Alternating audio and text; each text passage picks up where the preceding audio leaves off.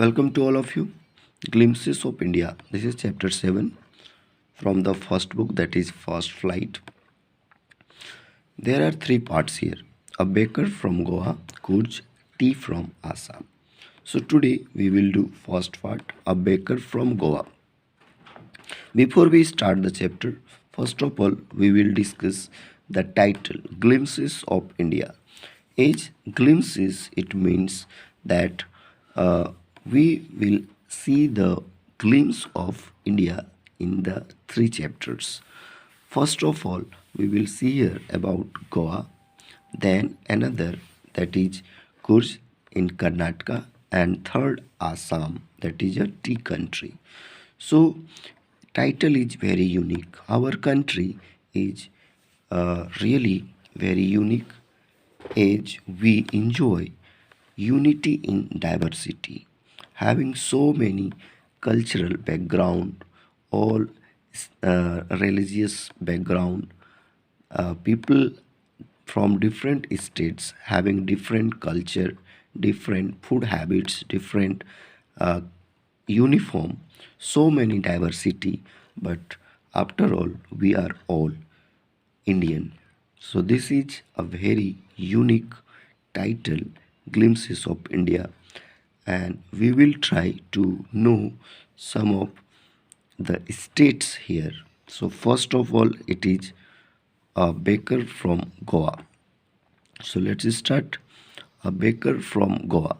This is a pen portrait of a traditional Gao village baker who still has an important place in his society.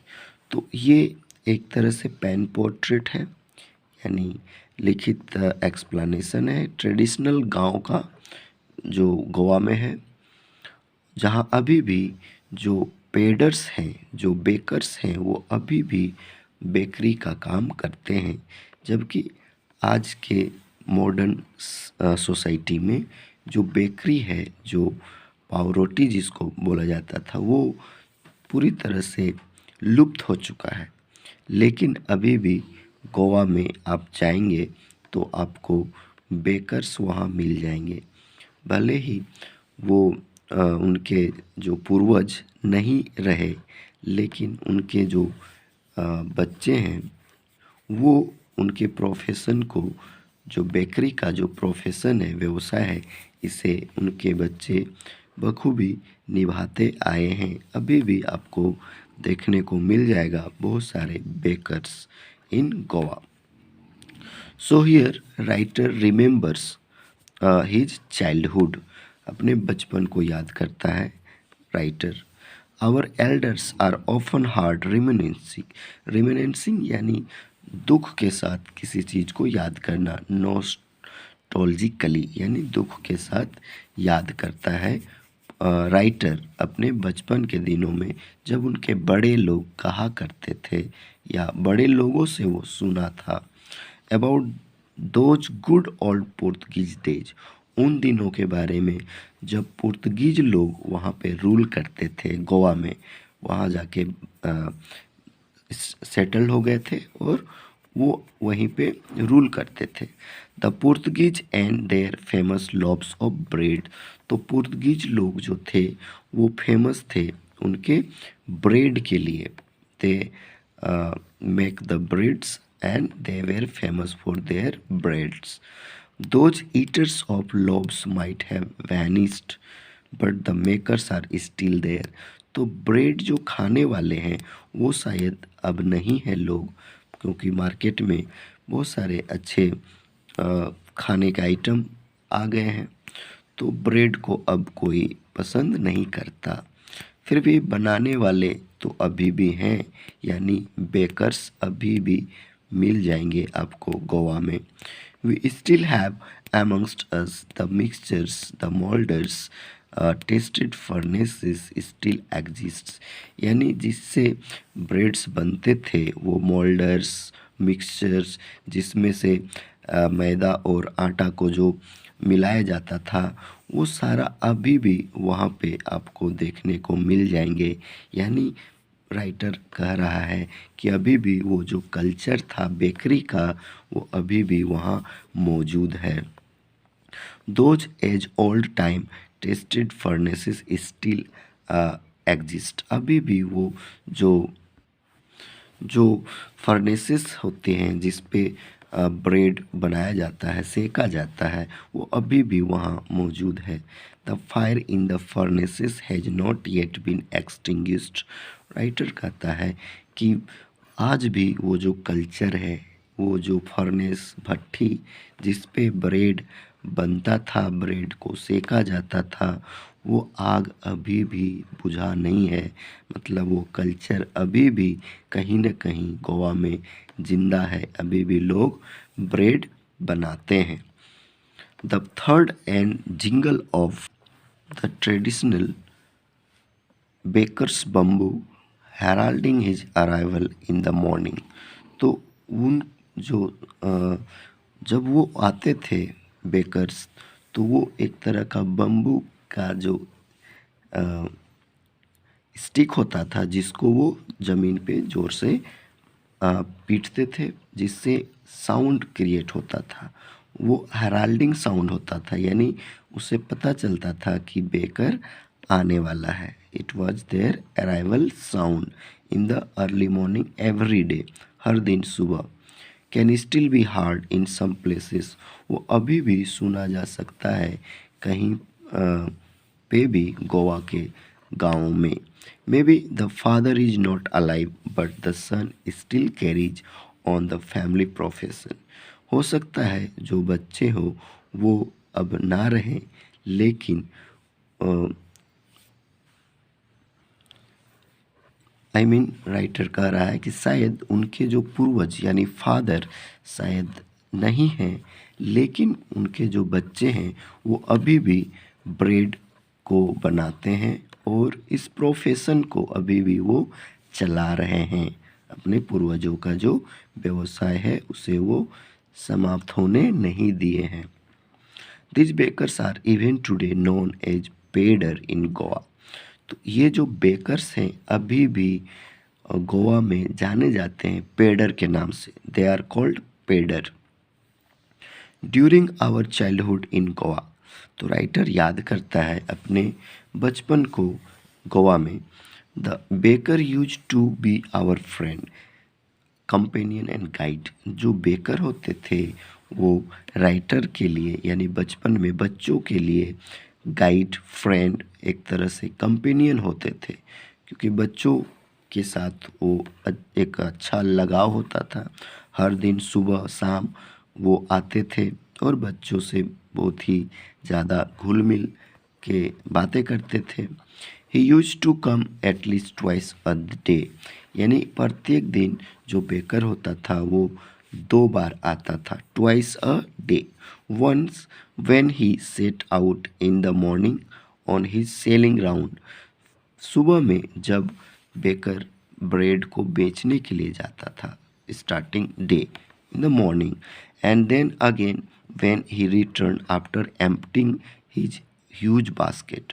और second time जब शाम में वो सारा जो bread होता था उसको सेल करके बेचने के बाद वापस आता था बास्केट को खाली करके।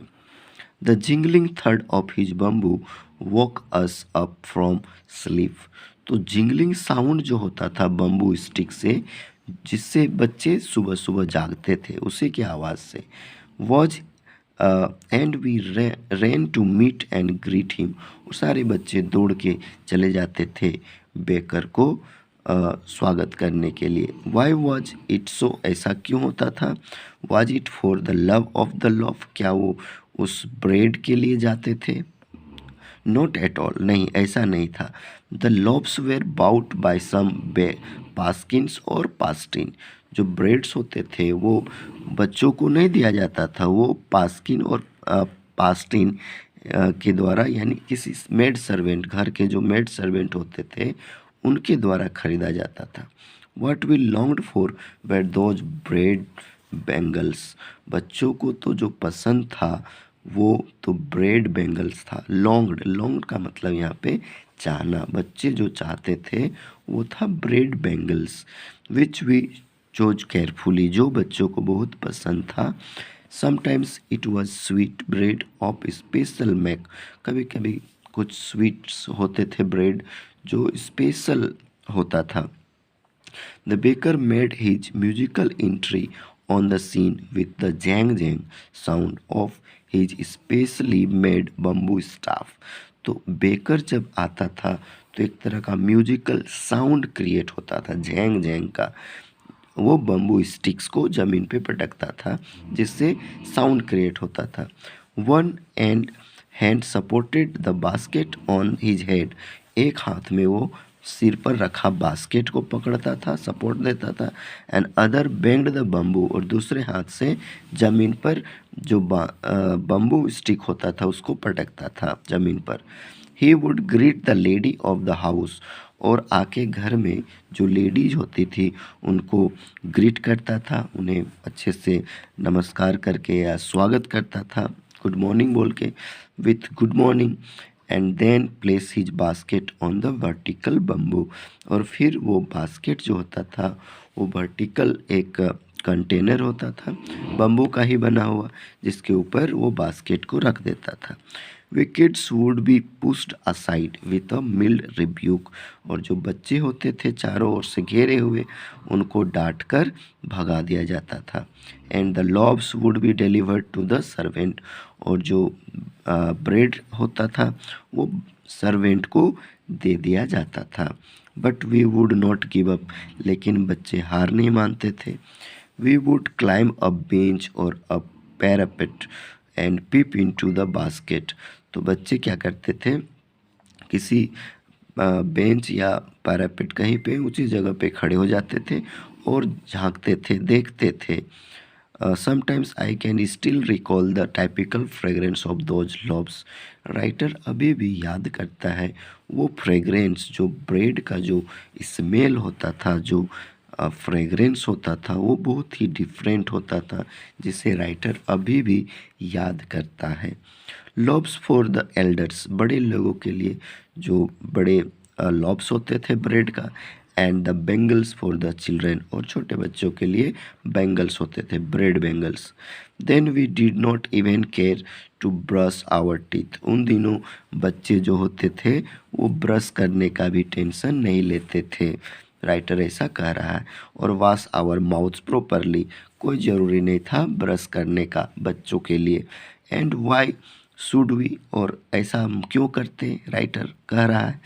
Who would take the trouble of plucking the bamboo mango leaf for the toothbrush, क्योंकि उन दिनों तो ब्रश होता नहीं था, टूथपेस्ट होते नहीं थे, तो सुबह सुबह डेली पेड़ पर चढ़ना, पेड़ पर चढ़ के मैंगो लीफ को तोड़ना फिर ब्रश करना, ये बहुत ही मुश्किल काम होता था हर दिन का। तो इसलिए वो सोचते थे कि डेली ब्रश करना कोई ज़रूरी काम है भी नहीं। And why was it necessary at all, और ये इतना ज़रूरी भी तो नहीं है क्योंकि टाइगर तो कभी ब्रश करता नहीं। The tiger never brushed his teeth, ऐसा बच्चे सोचते थे। Hot T could wash and clean up everything so nicely after all, क्योंकि एक बार गर्म चाय पिया जाए तो पूरी तरह से जो हमारा माउथ होता है वो पूरी तरह से क्लीन अप हो जाता है। ऐसा वो एक तरह से राइटर मजाक करता है बच्चों की तरह से, एक बच्चे के नज़रिया से राइटर यहाँ पे बात कर रहा है कि बच्चे ऐसा अक्सर सोचते हैं, और सच भी है, बच्चे अक्सर सोचते भी हैं कि कभी हाथी टाइगर तो कभी ब्रश करता नहीं है, तो हमें ही ब्रश करना क्यों पड़ता है। तो this was childhood experience. Marriage gifts are meaningless without the sweet bread known as the ball. तो कोई भी जो मैरिज पार्टी होता था उसमें एक तरह से बॉल नाम का ब्रेड होता था जो बहुत फेमस था। इसके बिना कोई भी शादी वगैरह का गिफ्ट अधूरा होता था। जस्ट एज अ पार्टी और अ feast loses it's charm without bread, और कोई भी पार्टी फंक्शन में बिना ब्रेड का काम चलता नहीं था उन दिनों। Not even can be said to show how important a baker can be for a village, इस तरह से हम कह सकते हैं कि आप जो ब्रेड होता था वो कितना इम्पोर्टेंट होता था उन दिनों। बेकर जो होता था यानी ब्रेड बनाने वाला जो बेकर होता था वो कितना इम्पोर्टेंट होता था हर गांव के लिए उन दिनों। The lady of the house must prepare sandwiches on the occasion of her daughters engagement. अगर कभी घर में इंगेजमेंट या कोई भी शादी पार्टी होता था तो घर में जो लेडीज होती थी वो सैंडविचेज बनाती थी। केक्स एंड बॉलिनहास are a must for Christmas. कोई भी ओकेजन जैसे क्रिसमस का ओकेजन हो तो केक्स बॉलिनहास ये सारे स्वीट्स डिश बनाए जाते थे, ब्रेड्स जो होते थे, as well as other festival और बाकी भी त्योहारों में। Thus the presence of the bakers furnace in the village is absolutely essential. इस तरह से राइटर कह रहा है कि उन दिनों बेकर का होना या बेकर का जो फर्नेस होता था, जो भट्टी होता था, वो बहुत ही एसेंशियल था, बहुत ही ज़रूरी था उन दिनों। द बेकर और bread seller of those days had a peculiar dress known as the kabai. उन दिनों जो ब्रेड सेलर होते थे उनका एक बड़ा ही पिकुलियर ड्रेस होता था, अजीब सा ड्रेस होता था जिसको कबाई कहा जाता था। It was a single piece long frock reaching down to the knees. एक सिंगल फ्रॉक यानी वन पीस होता था जो ऊपर से नीचे तक घुटने तक जाता था, एक फ्रॉक टाइप का long. It our childhood we saw bakers wearing a shirt. लेकिन जब राइटर का टाइम आया बचपन में तो राइटर देखा बेकर्स को शर्ट पहनते हुए and trousers which where shorter than full length, जो फुल लेंथ से थोड़ा छोटा होता था, one and longer than half pants, और हाफ पैंट से थोड़ा बड़ा होता था, लंबा। इवन टुडे आज भी any one who wears a half pant, कोई भी जो हाफ पैंट पहनता था which reaches just below the knees, जो घुटने तक जाता था, the comment that he is dressed like a pader, तो लोग उसका कमेंट करते थे, उसको पेडर कह के पुकारते थे। The baker usually collected his bills at the end of the month, तो बेकर होता था वो जो दिन भर का जो बिल होता था वो शाम यानी मंथ के अंत दिन में जाके वो वसूलता था, यानी मंथ के अंतिम दिन जाता था वो और वो बिल यानी पैसे कलेक्ट करता था हर घर से। Monthly accounts used to be recorded on some wall in pencil, जो पूरा महीना का जो रिकॉर्ड होता था वो किसी दीवार में पेंसिल से लिखा जाता था। Baking was indeed a profitable profession in the old age. उन दिनों ये जो बेकरी था वो बहुत ही प्रॉफिटेबल प्रोफेशन था, यानी बहुत ही अच्छा, बहुत ज़्यादा फ़ायदामंद व्यवसाय था। जो भी बेकर होते थे वो बहुत ही रिच होते थे। The baker and his family never starved, जो बेकर होता था और उनका फैमिली वो अच्छे खाते पीते परिवार में से होते थे, rich they would be called. He and his family and his servants always looked happy and prosperous. उनका फैमिली ही नहीं, उनके नौकर्स भी जो होते थे, सर्वेंट्स भी जो होते थे, वो लोग भी खुश होते थे, अमीर होते थे, रिच होते थे। So overall, this was a profitable profession. Their plum physics was an open testimony to this.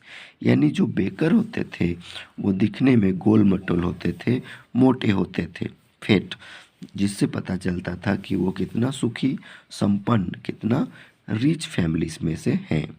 Even today, any person with a jackfruit like physical appearance is easily compared to a baker. आज भी अगर कोई गोल मटोल यानी jackfruit type का fate physically rounded होता है यानी मोटा होता है, हैवी होता है, तो उसे आज भी लोग कमेंट करते हैं या कंपेयर करते हैं बेकर से। यानी overall the baker used to be rich, prosperous and happy man in the society. He used to be called as the rich one. हर कोई उसे समझता था कि अच्छा फैमिली में से है। They were having no problem.